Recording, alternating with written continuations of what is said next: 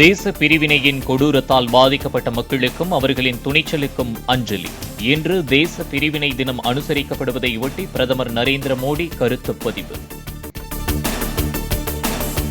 78வது சுதந்திர தினத்தை ஒட்டி தனது வீட்டின் மீது மூவர்ண கொடியை பறக்கவிட்ட மத்திய உள்துறை அமைச்சர் அமித் ஷா. லக்னோவில் உள்ள வீட்டில் மூவர்ண கொடியை பறக்கவிட்டு செல்ஃபி எடுத்துக்கொண்ட உத்தரப்பிரதேச முதலமைச்சர் யோகி ஆதித்யநாத். தேசிய பாதுகாப்பு ஆலோசகர் ராணுவ தளபதி உபேந்திர திவேதி உள்ளிட்டோருடன் பாதுகாப்பு அமைச்சர் ராஜ்நாத் சிங் முக்கிய ஆலோசனை. ஜம்மு காஷ்மீரில் அதிகரித்துள்ள தீவிரவாத தாக்குதல் சம்பவங்கள் குறித்த ஆலோசனையில் பிற பாதுகாப்பு படை தலைவர்களும் பங்கேற்பு. சுதந்திர தினத்தை முன்னிட்டு நாடு முழுவதும் காவல் மற்றும் மத்திய புலனாய்வு பிரிவைச் சேர்ந்த 1037 பேருக்கு குடியரசுத் தலைவர் விருது அறிவிப்பு. சிபிஐ, மத்திய ரிசர்வ், மாநில காவல்துறை, தீயணைப்புத்துறை, ஊர்காவல் படை உள்ளிட்ட பிரிவில் பணிபுரியும் அதிகாரிகளுக்கு விருது. சுதந்திர தினத்தை ஒட்டி நாளை ஆளுநர் அளிக்கும் தேநீர் விருந்தில் அதிமுக பங்கேற்கிறது. திமுகவின் கூட்டணி கட்சிகள் ஆளுநரின் தேநீர் விருந்தை புறக்கணிப்பதாக அறிவித்த நிலையில் அதிமுக பங்கேற்பு.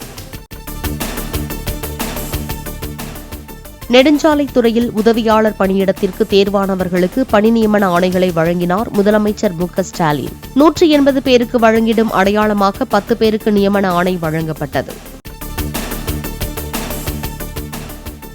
தமிழ்நாடு பாடநூல் நிறுவனம் தனியார் பள்ளி மாணவர்களுக்கான பாடப்புத்தகங்களின் விலையை சுமார் 40% வரை உயர்த்தியிருப்பதாக எடப்பாடி கே பழனிசாமி கண்டனம். பாடப்புத்தகங்களின் விலை உயர்வு தனியார் பள்ளி மாணவர்கள் மட்டுமின்றி போட்டித் தேர்வுகளுக்கு தயாராகும் இளைஞர்களையும் பாதிக்கும் என்றும் கருத்து. தமிழ்நாட்டில் தேசிய கொடியேந்தி பாஜகவினர் பைக்கில் செல்லும் பேரணிக்கு நிபந்தனையுடன் அனுமதி வழங்கியது சென்னை உயர்நீதிமன்றம். தேசிய கொடியேந்தி திருப்பூர் குமரன் உயிர் தியாகம் செய்த நிலையில் தேசிய கொடியேந்தி பேரணி செல்ல அனுமதி மறுத்தது துரதிருஷ்டவசமானது என்று கருத்து. லடாக்கில் மூவர்ண கொடியுடன் ஊர்வலமாக சென்ற ராணுவ வீரர்கள். ஹைதராபாத்தில் துணை ராணுவ படையினர் மோட்டார் சைக்கிள் பேரணி.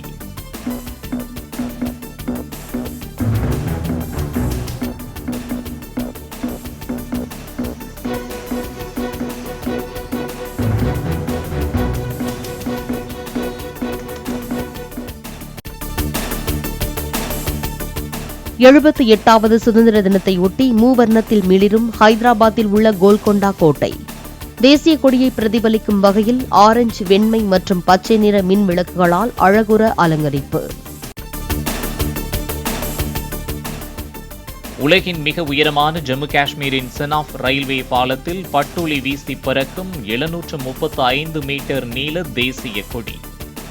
வீடுதோறும் கொடியேற்றுவதை வலியுறுத்தி கார்கில் காவல்துறையினர் மூவர்ண கொடியுடன் பேரணி. வங்கதேச ராணுவத்தினருடன் 3 நாட்களில் 83 கொடி சந்திப்புகளை நடத்திய எல்லை பாதுகாப்பு படையினர்.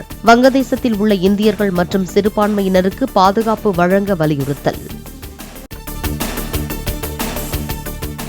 எதிரியின் இலக்கை குறிவைத்து தாக்கும் கௌரவ் நீண்ட தூர சறுக்கு குண்டு சோதனை வெற்றி.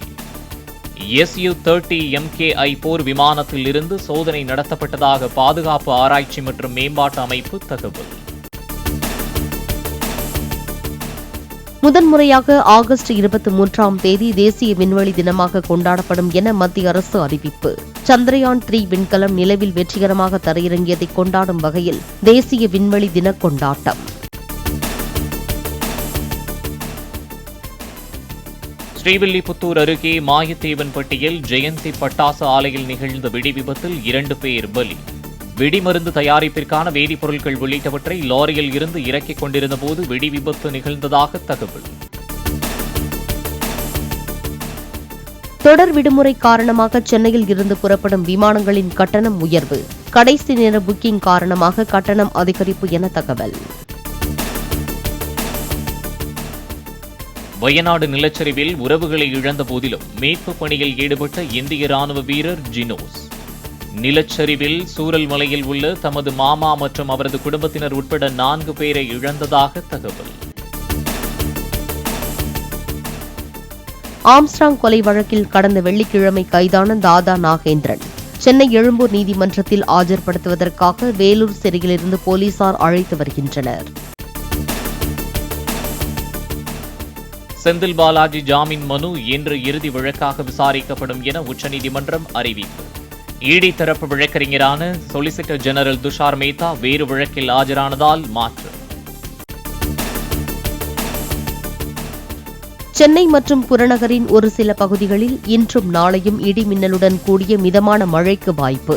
வானம் ஓரளவு மேகமூட்டத்துடன் காணப்படும் என்றும் வானிலை மையம் தகவல்.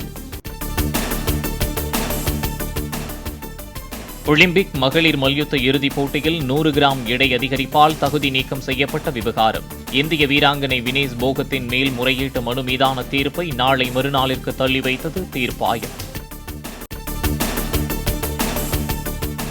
பாரிஸ் ஒலிம்பிக்கில் தங்கம் வென்ற அர்ஷப் நதீமுக்கு 92.97 என்ற எண்ணுடன் காரை பரிசாக வழங்கிய பாகிஸ்தானின் பஞ்சாப் முதல்வர் மரியம் நவாஸ் 10 கோடி பாகிஸ்தான் ரூபாய் பரிசுத் தொகைக்கான காசோலையை வழங்கி பாராட்டு.